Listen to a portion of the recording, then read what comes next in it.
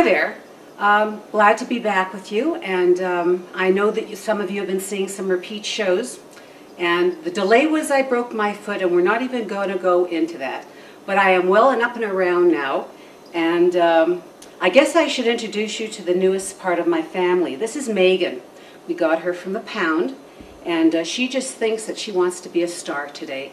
So you just might see her, and then we have another little one called Molly. I couldn't leave with one because the other one was talking to me too, so I had to leave with two. So now I have a family of three, and now you know the whole story. So if you see a cat running here and there, they all really think that I'm their for real mother, and they need all this kind of loving.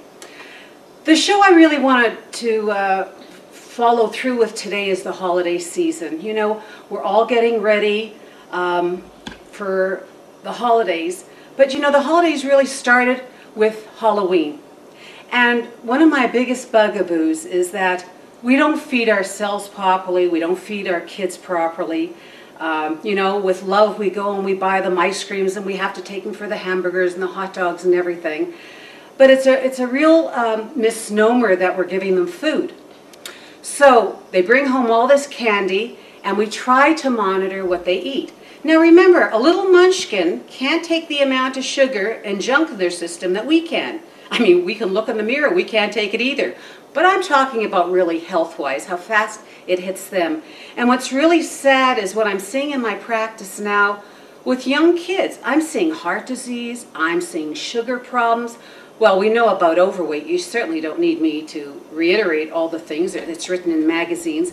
It's a real tragedy what's happening with our kids, only because mothers and fathers don't want to cook anymore. And I put the blame on both sides. I try to teach everybody to shop once a week, cook once a week, put lots of good food in the fridge, take your lunches, save some money. I mean, this is what it's all about, and be healthier. So with that, then all of a sudden we get to Thanksgiving.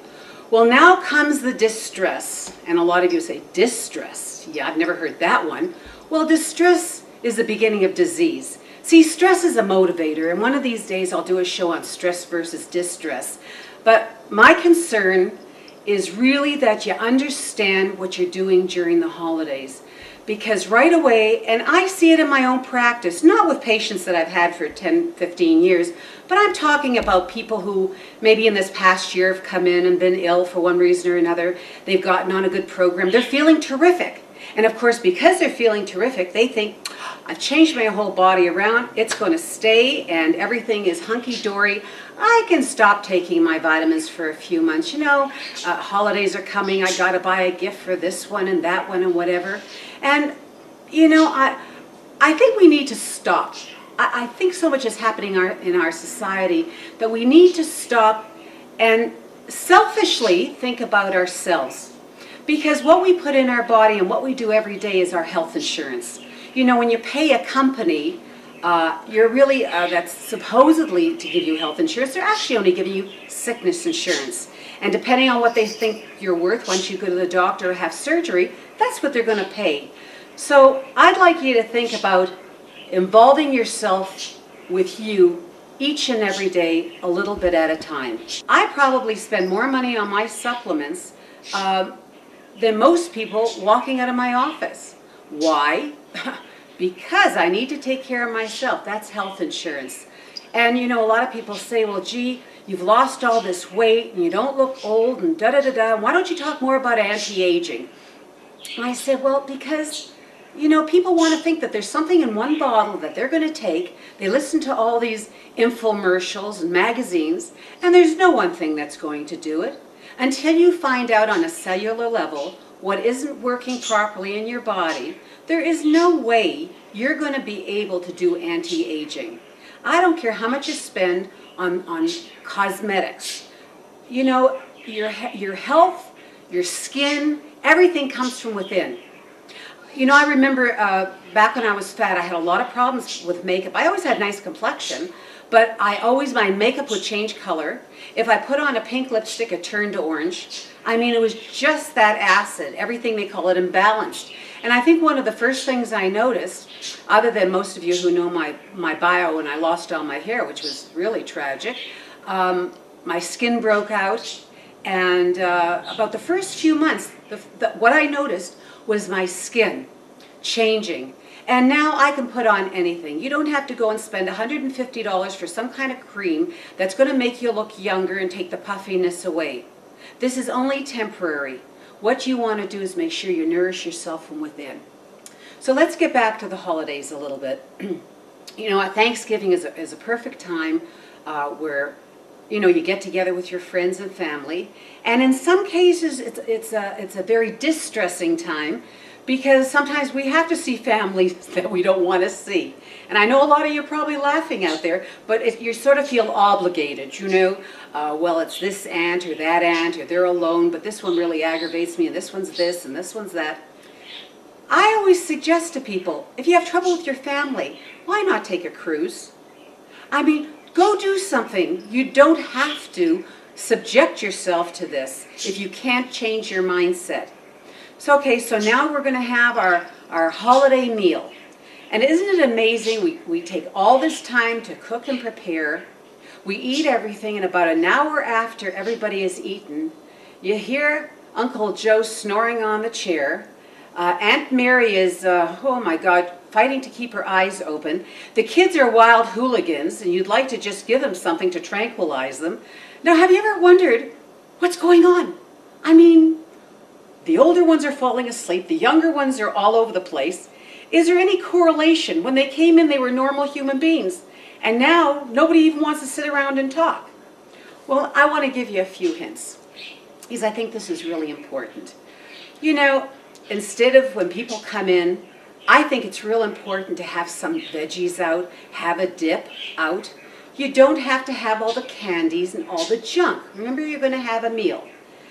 We don't understand food combining, and for those of you who haven't seen my show, which actually was repeated twice on food combining, it's really important, because food combining is what creates part of the craziness, and the you know, you finish dinner, you want to clean up, and there's hardly anybody there to help you, and who are helping you are not making it very well. So let's make a few changes. Why don't you just have some fresh vegetables out, or have everybody, if you're potlucking it, make a nice salad. Now, a salad is not lettuce. We are not rabbits. We are people. We want to put a variety. We want it to look nice. I mean, why would anybody want to sit down and just eat lettuce? Hello. Most of it is a foodless food right now if you buy it in our regular market. There's so many sprays put on everything that it hardly has any food value. So get some red cabbage, and get some celery, and get some broccoli, and get some radishes, and you can put some green peppers in it, and some mushrooms. Make it pretty. And you know, if you have kids and you're the one assigned to making salad, let them start to help you. Kids really want to be helpful. Sure, they're going to make more of a mess than you're going to make. So you teach them how, and we all clean it up together. It's something that the family can do together. And as you're making it, they're going to start wanting to eat it and be very proud when they say, I made the salad. You know, kids need to have affirmation, and they don't get enough of that. So this is a fun thing to do. So you're bringing your salad. Then we get into the turkey, and I'm going to tell you a little bit about turkey and buying turkeys in a little while. But I want to mention things like yams. Now, I think yams are wonderful, far better than eating a white potato, which most people don't eat yams throughout the year. I eat mostly yams. First of all, they're sweeter. They're lower in carbohydrates. They're wonderful to eat. They're easy to bake, and they should be eaten most of the time. If you want to put a little butter on it, a little cinnamon on it to serve, that's fine. But I know that you're all used to having these wonderful yams with all the sugar, and some of you have heard, one of my patients was saying they put maple syrup in it. I mean, I've heard recipes that have been really quite incredible. But you don't have to have all that sugar. Why not get back and make things a little plainer, so that not only will people enjoy it, but you might have somebody to talk to by the time dessert comes around, which we'll talk about in a minute. You know, having your cranberry sauce. I'm not saying to become crazy. I'm saying let's make a few little different choices so we're not eating so many carbohydrates with the protein. So you've got the gist of what this is all about. Now let's talk about dessert. Now I know everybody's got the pumpkin pie and the mince pie and the every kind of pie and the chocolates and the everything else out. But I'd like to make a couple of suggestions. First of all, after somebody's been eating all the snacks you've had out here and a full meal, do we really need dessert right away? I think not. Now, if you remember when we talked about food combining, when you put your protein and fats with your sugars, you're losing, first of all, the nutrient value of a good turkey. Hopefully you're going to buy a good turkey. But not only that, but all of a sudden you're going to have a lot of indigestion, and you're going to see maybe Uncle Joe, before he fell off to sleep, going in his pocket and popping something in his mouth for indigestion or gas or bloating. And of course all the women want to undo their bras, and they're glad they're wearing elastic waist pants because they can still breathe.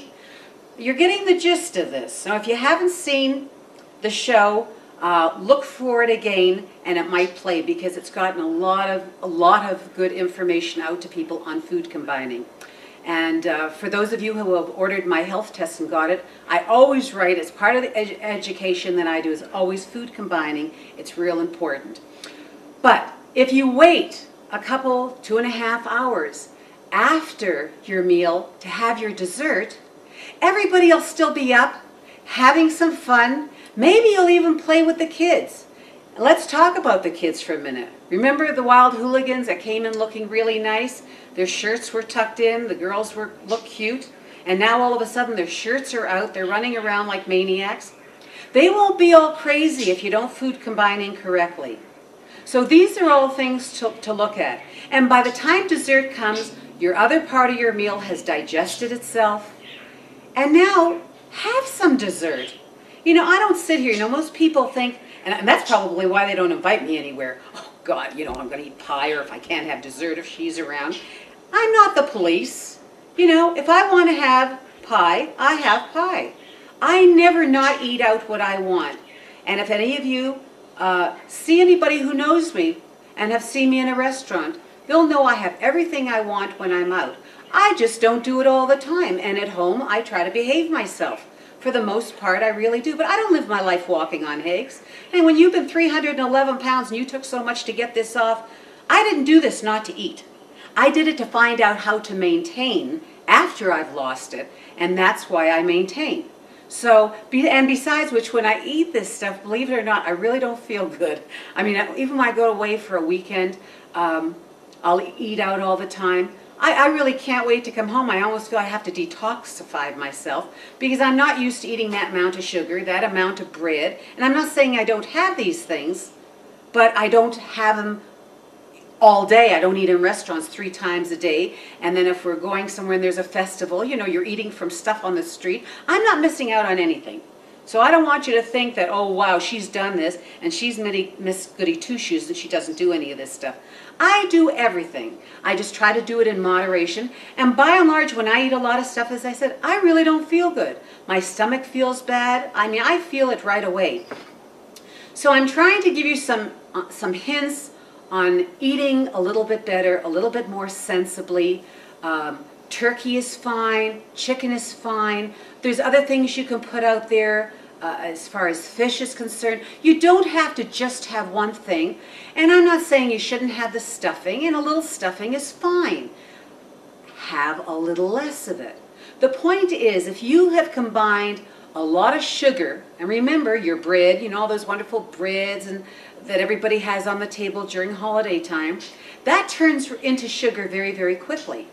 So why not just eliminate the bread? You're not going to miss anything. There's plenty of food on the table. Believe me. And I know everybody cooks enough. I don't care if you're having 5 people or 20 people. Everybody has enough food. And let me talk about leftovers. For those of you who are actually making the turkey and people are coming to your house, you really have it made. Because now I suggest you make an extra turkey. Make one the day before, just a plain turkey, and then make one for the company. Slice it up, put it in the freezer, chop it up. If you're anything like me, I like the dark meat. Everybody knows when I come to their house, they know the drumstick is mine. And of course, people look at that don't know me and she would eat a drumstick? She looks like she always has to use a knife and fork. No, the drumstick is mine. Thank you.